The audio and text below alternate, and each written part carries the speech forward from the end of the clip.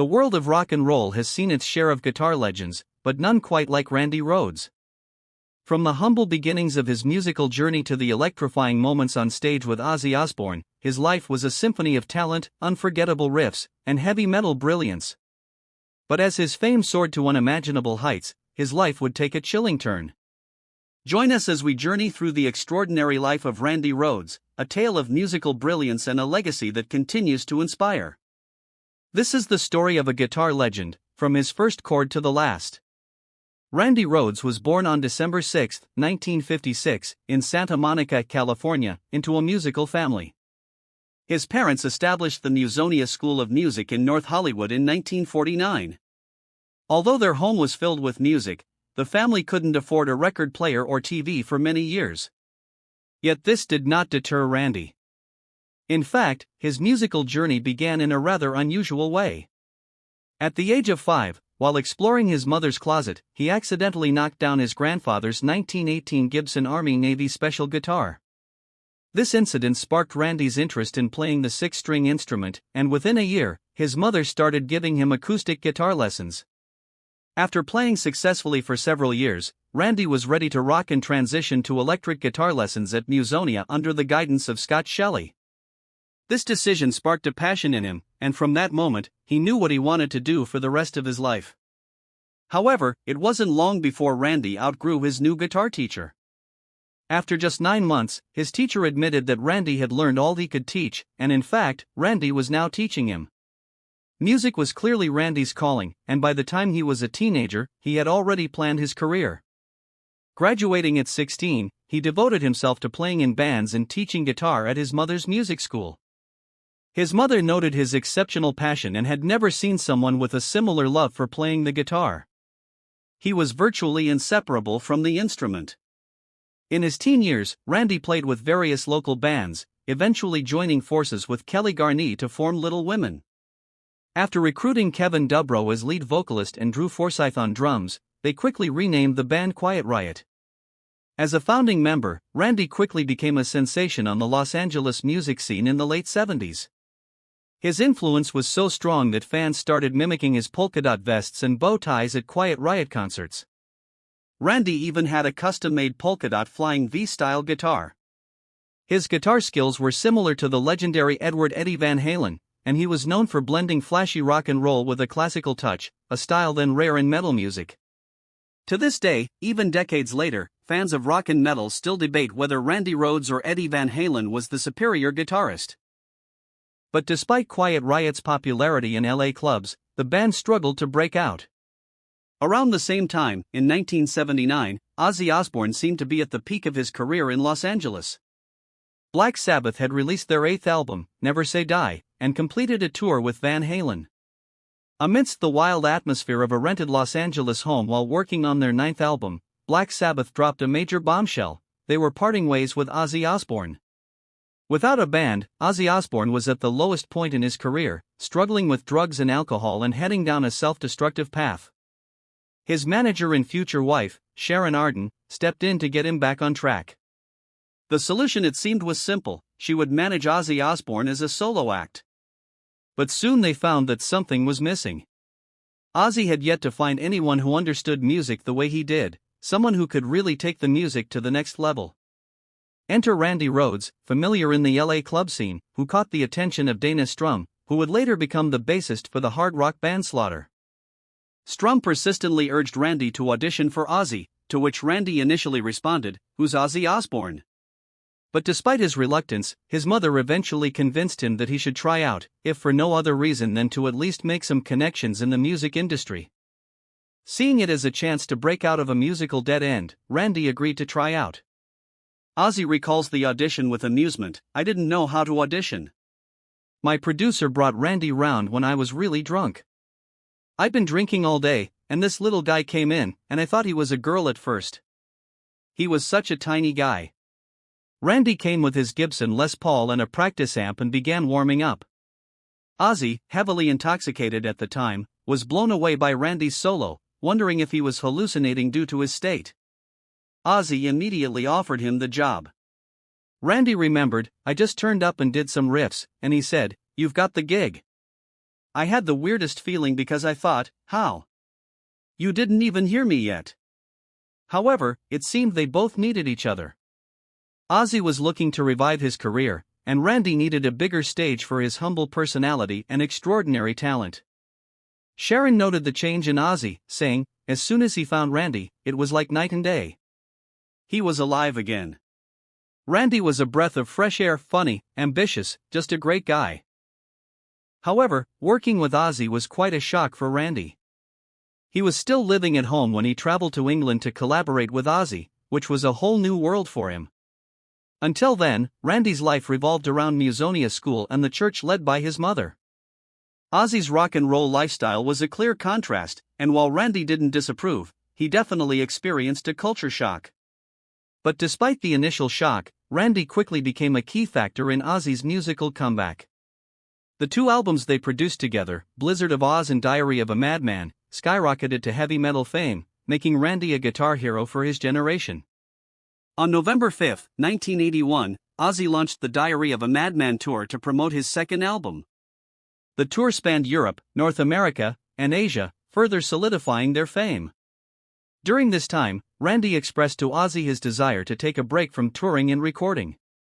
His goal was to return to school to pursue a master's degree in classical music, following in his mother's footsteps. Ozzy, surprised by his decision, said to him, "Are you crazy? You could buy your own university." However, Randy was firm in his decision to start his education in classical music, and his mother had even begun making arrangements with the University of California to facilitate this next step in his academic journey. But fate had a different plan for Randy Rhoads. And on March 19, 1982, tragedy struck.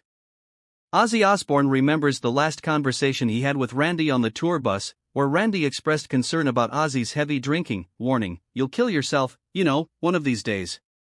Rather than indulging in these typical excesses associated with the rock star lifestyle, Randy often spent his free evenings practicing his craft. But tragically, Randy would soon find himself in the wrong place at the wrong time. That night, the band had played in Knoxville, Tennessee, and after driving much of the night, they stopped in Leesburg, Florida. There, they stopped to repair the bus's broken air conditioning unit. While Ozzy and the others slept on board, their stop was at Flying Baron Estates, owned by the Calhoun Brothers Tour Bus Company, a unique community where residents had airplanes parked in their backyards. The bus driver, 36-year-old Andrew A.A., who was also a licensed pilot, impulsively decided to take a Beechcraft F-35 plane for an unsanctioned flight. On his first flight, he brought along keyboardist Don Airey and tour manager Jake Duncan, daringly flying very low over the bus in an attempt to wake drummer Tommy Aldridge. While Ozzy Osbourne and bassist Rudy Sarzo were also sleeping on the bus, after a successful first flight, Andrew invited Randy and makeup artist Rachel Youngblood for a second trip. Bassist Rudy Sarzo, recommended by Randy for Ozzy's band, almost joined them but changed his mind at the last minute, choosing sleep over adventure. Reflecting on that decision, Rudy later shared, "It was going to be our day off, and this was the first time that I ever turned down any adventures that Randy and I would do on the road." He recalls, "I can't really say there was any premonition that kept me from getting on that plane. It was destiny." But it remains a mystery why Randy, known for his discomfort with flying, did agree to get on the plane. It is believed that he only boarded the plane so he could take some aerial photographs for his mother. Tour manager Duncan later recounted, "After we landed, Andrew came up to me and told me that he was going to take Rachel up for a ride, and that being aware of her heart condition, he assured me that he was just going to take it easy, circle the property a couple of times, and not pull any crazy stunts." So when Randy heard that, he decided to join them so he could take some aerial shots with his camera. During the second flight, more attempts were made to fly low over the tour bus to wake the sleeping crew. Andrew managed 2 close flybys, but the third attempt ended in disaster. Around 10 a.m., just 5 minutes into the flight, one of the plane's wings hit the top of the tour bus, snapping into two and sending the plane spiraling out of control. This initial impact with the bus caused Randy's and Rachel's heads to crash through the plane's windshield. The plane then crashed into a pine tree and nosedived into the garage of the nearby mansion, bursting into flames upon impact. The explosion jolted Ozzy and Sharon Osbourne and bassist Rudy Sarzo awake. Stepping out of the bus, they were met with a horrific scene. A small plane had crashed into the house right in front of them, devastated and smoldering. Rudy remembers, I woke up to this loud boom that shook the bus. I knew something had hit us. When we got to the front, the window was shattered, and I looked out and I saw our tour manager on his knees pulling his hair out and yelling, "They're gone." We were all confused and didn't know what had happened. Don Airey, the band's keyboardist, was the only one awake to witness the crash. He was outside the bus taking photos to later give to Randy. Don recounted, I had my camera and was taking photos of the plane to give to Randy afterwards. I had my telephoto lens on and could tell that there was some sort of struggle going on aboard the plane. The wings were rapidly tipping from side to side. At one point, the plane almost became diagonal, no more than 6 feet off the ground. That's when I put down my camera and saw the plane right in front of me. I quickly crouched to avoid getting hit and looked over my shoulder and watched it clip the bus, crash into the tree, and explode on impact into the garage.